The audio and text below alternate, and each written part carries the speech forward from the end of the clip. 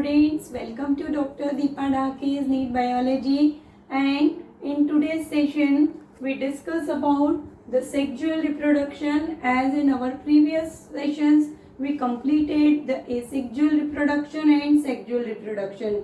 Here first we study what is sexual reproduction. Actually you all are knowing what is sexual reproduction, but in plant and animal how one can identify that the process of sexual reproduction is begins. So that mainly we study, and secondly, as this session mainly start for the board student, so two important questions from board also asked from this portion. So we will also discuss these two questions, that what are those questions which are repeatedly asked in the board exam. So now begins with the sexual reproduction. As we all know, sexual reproduction is a process in which either a single or two parents are involved, and the process of gametogenesis or gamete formation is a predominant feature.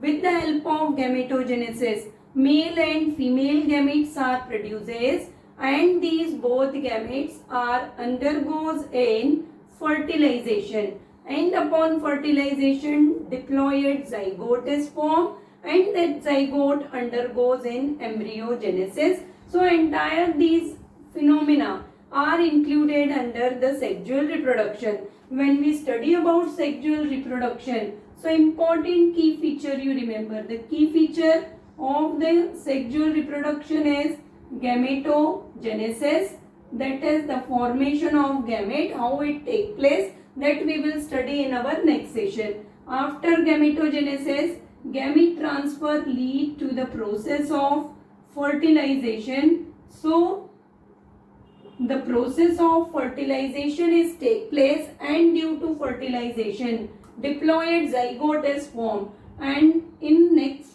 conditions the zygote is undergoes in embryogenesis, or simply it is called as embryogeny. So by the process of embryogeny a new individual is formed. How does it form? This is a separate topic, so that we will discuss in next sessions. If you go through the NCERT, so you study 3 events in sexual reproduction: pre-fertilization event, fertilization event, and post-fertilization event. Pre-fertilization event is gametogenesis.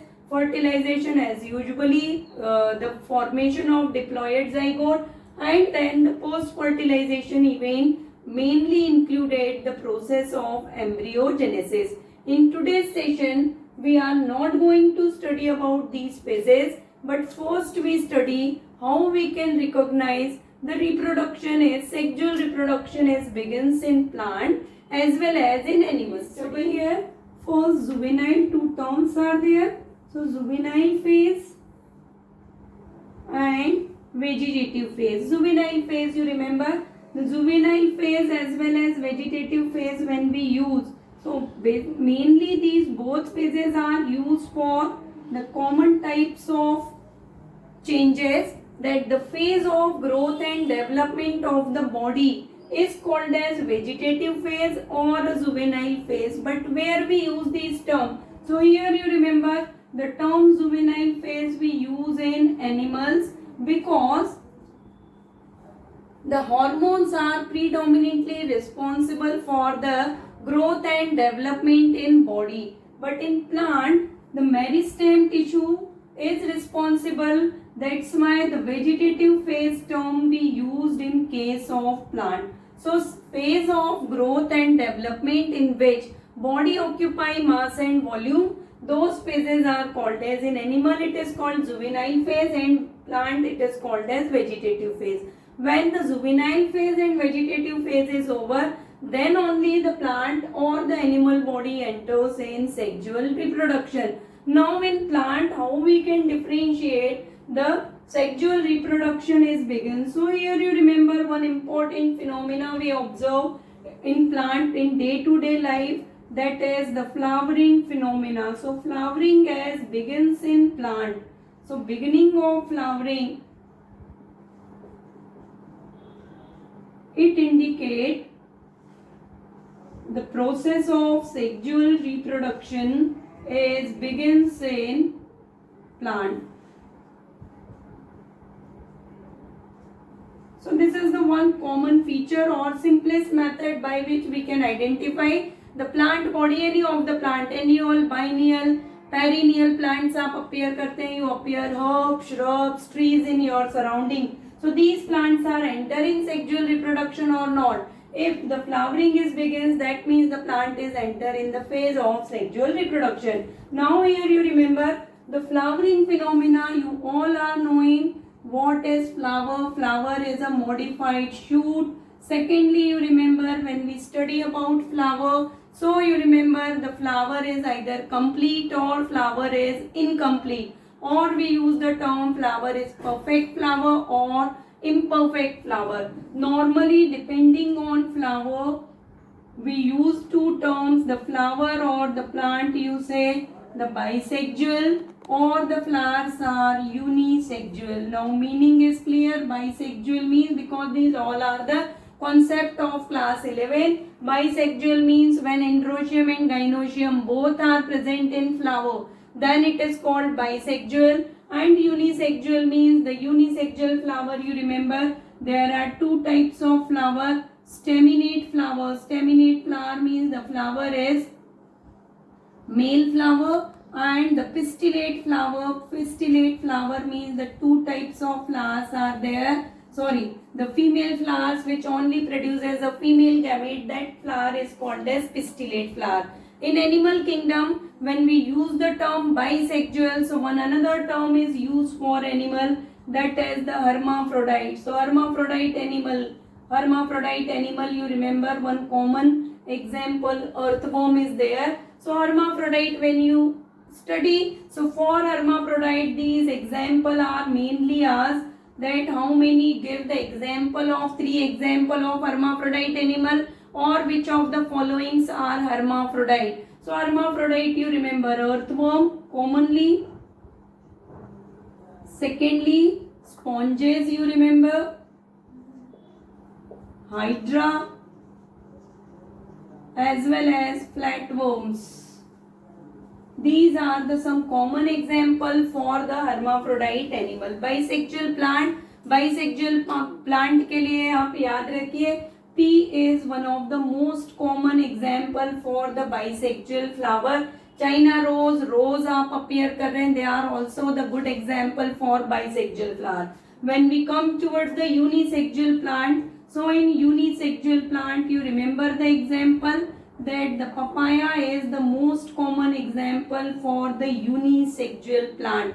And from this conceptual part, one question, most important question of board exam, that why only few plants of papaya show the flowering. So that answer 1 mark question में question आता है आपका. So you remember, because the papaya is a unisexual and only female plants of the papaya show the phenomena of flowering. So this part you remember for regarding the sexuality in flower, either they are bisexual or unisexual. Now when we study the phenomena of flowering, this is the most important part for your board exam plus the NEET exam. So flowering phenomena, you remember, how does the flowering take place? So here 3 types of plant we appear that show the variation in flowering. Flowering, you remember, in every season or every year. So every season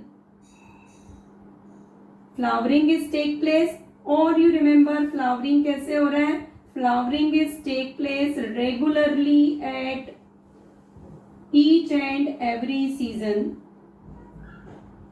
So this part you remember, mango, papaya, marigold, jasmine, rose, number of plant you appear. All these plants are seasonally bloom. So seasonal summer season plants we observe, all these are comes under the first category of plant which placed in flowering in every season or regularly at every season. Now the second important category, this is the most important part for your NEET exam as well as for board exam. The plant which show the flowering phenomena once in lifetime. So here you remember the second Special phenomena regarding flowering in some plant is present, that the flowering is appear once in lifetime. This part you remember. Now which plant show the flowering once in a lifetime? So that you remember, the plant commonly we observe, that is the bamboo, and normally we never observe the flowers in bamboo because the bamboo show the flowering phenomena once in lifetime and in 50 to 100 years after the blooming or flowering is take place, and once the flowering appear, after that the plant of bamboo will die. So this part you remember, this is one of the part, important part for board, 1 marks question for board exam, and in NEET last 2-3 years question paper, past year papers for a NEET if you search, then this question you observe definitely that the plant where the flowering take place for once in lifetime. So this much you remember for the second category. Now when we come towards the third category, so in third category, plants show the flowering at a specific interval. Specific interval, so here you remember flowering is take place at specific interval. Now what do we understand by specific intervals? Specific interval means you remember the flowering phenomena is take place after a particular time period. So here again the important example is important here. Neelakuranji is one of the plant which show the flowering phenomena after 12 years. For Neelakuranji, the scientific name is provided Strobilanthes kunthiana.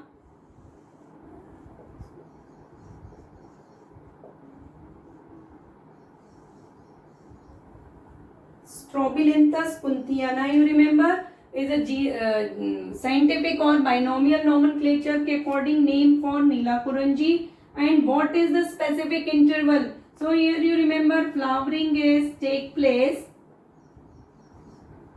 at 12 years. So every after 12 years the phenomena of flowering is take place in Neelakuranji. Now when will be the recent flowering? Recent flowering, one date is provided in NCERT in September and month of October 2006. The recent flowering is take place according to NCERT, you remember. And the plant is growing in the hilly tracts of Kerala, Karnataka and Tamil Nadu, as well as at the time of blooming or flowering. The entire hilly tract become blue and attract the tourism at that particular blooming intervals. So this part you remember, most of the plants are placed in first category which blooms every year. Bamboo is the plant where the flowering is take place once in lifetime, and Neelakuranji or Strobilanthes show the phenomena of flowering at a particular time interval, that is every after 12 years blooming is take place. So this part you remember. And now we come towards the animals, that how one can differentiate or identify whether the reproduction is begins in animals or not. Now we study the animals, how we recognize. So when we study the animals, so here you remember sexual reproduction in animals is represented by cyclic changes in ovaries, accessory ducts and some hormones.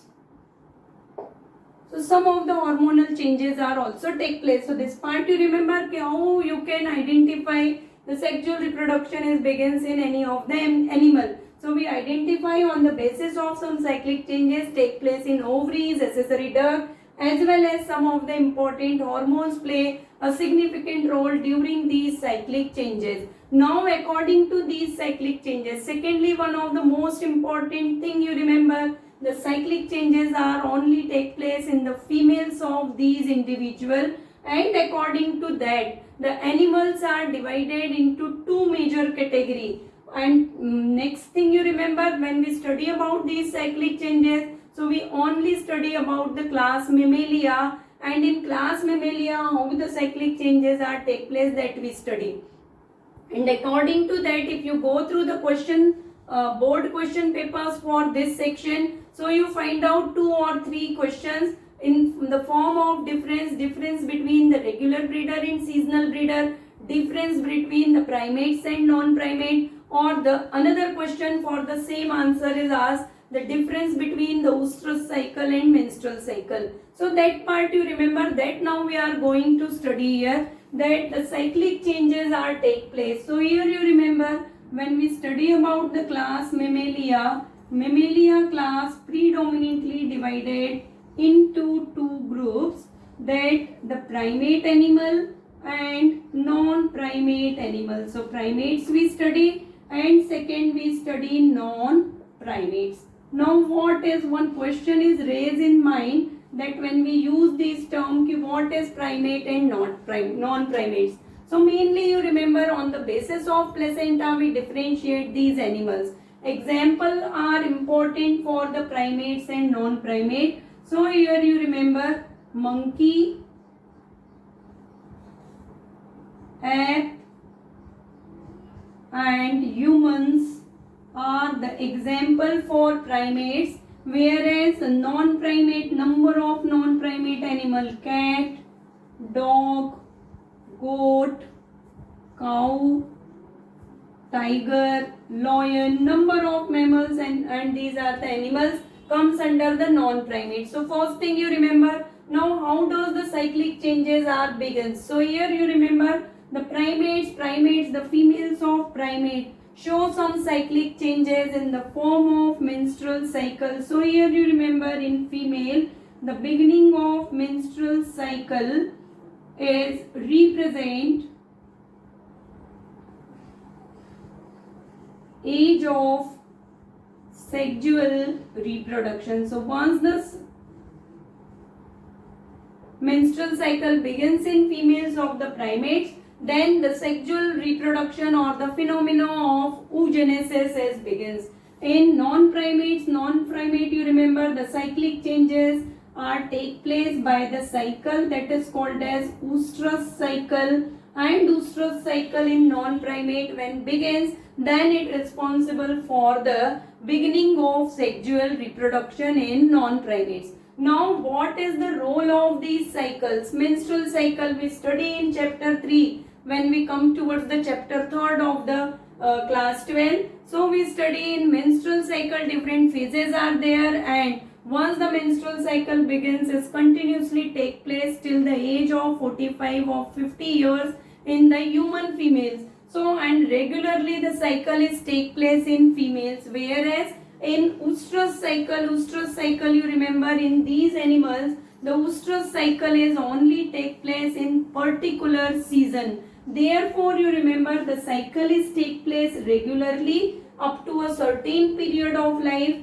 That's why these animals are called as regular breeders, whereas because they have a capacity to breed regularly, and the oestrus cycle take place for a particular time period, or every year it take place in particular season. Therefore the animals who show oestrus cycle, they are commonly called as seasonal breeders. So this part you remember. So now the question whether ask for primates or non-primate, menstrual cycle or oestrus cycle, or the question asks for regular breeder or seasonal breeder, answer is same. If the question is for regular breeder and seasonal breeder, so you remember, the regular breeder means the primates are placed in this category, non-primates are the seasonal breeders. Secondly, birds and reptiles are also comes under the seasonal breeders, because the birds and reptiles lays their egg in a particular season.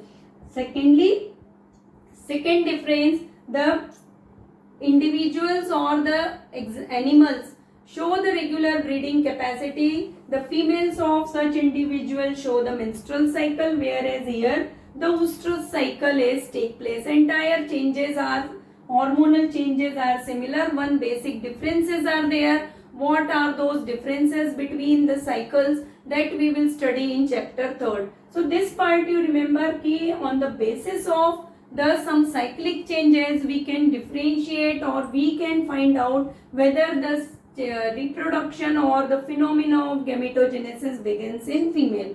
So for today's session, you remember this much part, that how does we identify the reproduction is begins in plant as well as in animals.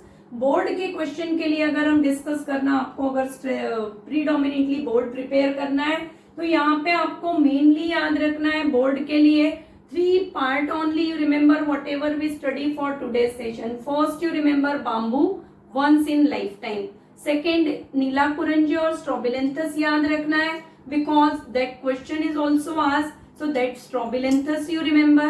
Third you remember the differences, all these 3 differences, but only at a time one is asked, so differentiate between primate non-primate or between the seasonal breeder and regular breeder. These questions you remember. Difference generally asked for the 2 number question, and bamboo and strobilenthus is asked for the question 1 marks question. So this part you remember. And one more important thing जो initially हम लोगों ने पढ़ा था, the examples of hermaphrodite animals. So you go very well through the NCERT, only 1 page of NCERT. Today we discuss here for the chapter first. And if you again, even after that, if you have any doubts or queries, so you feel free to ask those difficulties and doubt.